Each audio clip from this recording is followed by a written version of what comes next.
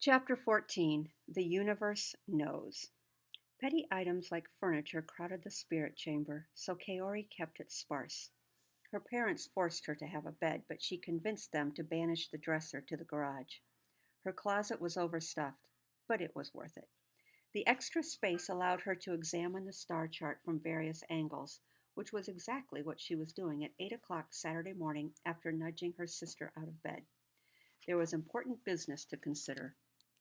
How does one unite a Pisces and Scorpio without interfering with the destiny of the stars? This was a delicate matter.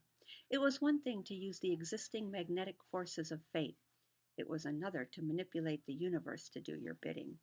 She needed a plan.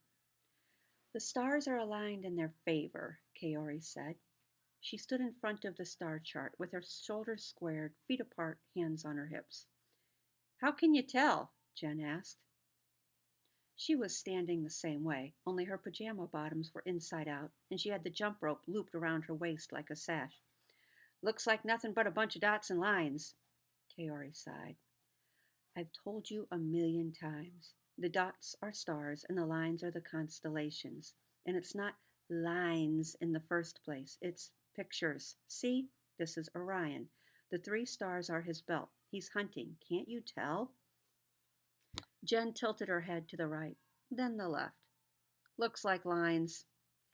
And this is Andromeda and Pegasus, see? Kaori indicated points on the star chart. Yeah, I can see because they have names written right next to them, but it still looks like lines. Kaori sighed again. Forgive her, she said to the spirits. How is this supposed to help us figure out what to do? The stars tell us everything. It's fate, Jen. Fate in the stars. There are no coincidences. Jen squinted at the chart. Is my fate in there? Sure. Your fate is to help me figure out what to do. I thought Virgil was just going to bring us some rocks and we were going to do abracadabra stuff. Stones, not rocks. That's the same thing. Not really. What's the difference then? Kaori rubbed her head. It's just different. Geez, can't you let me think? You have no idea what we're up against, bringing these two signs together. Maybe they weren't meant to be friends.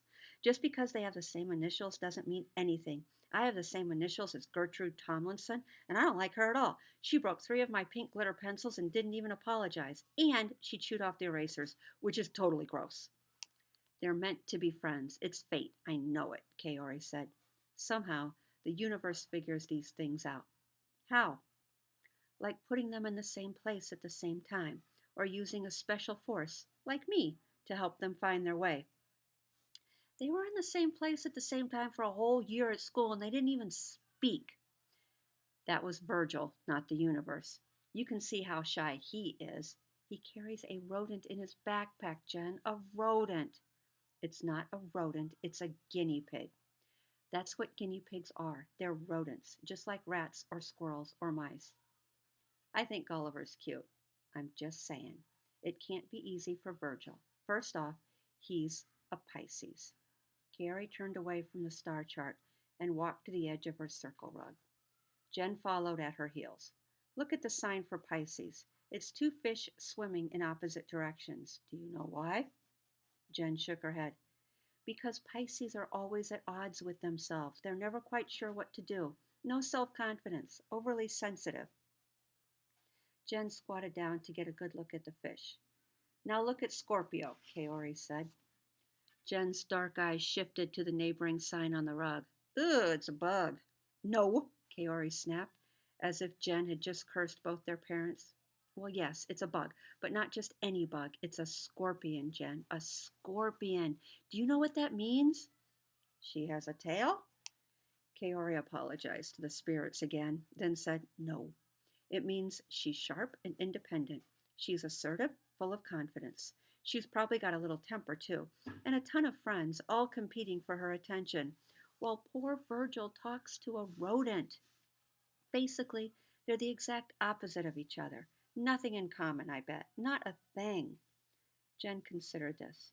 She looked up at her sister. Maybe she likes rodents, too. Kaori sighed for a third time. Don't be ridiculous, she said.